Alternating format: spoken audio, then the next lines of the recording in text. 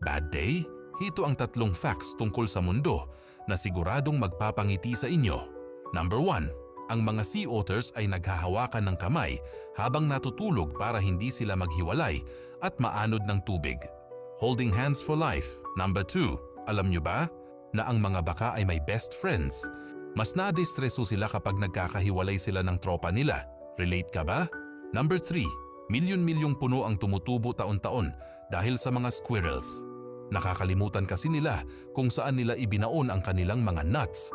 Accidental heroes. At heto pa ang isang bonus fact. Kapag nananaginip ang aso nyo, ayon sa experts, malamang ay ikaw o ang mukha mo ang napapanaginipan nila. Love ka talaga nun. Ang ganda ng mundo, di ba? Share mo to sa friend mong kailangan ng smile ngayon. Ano ang paborito mong happy fact?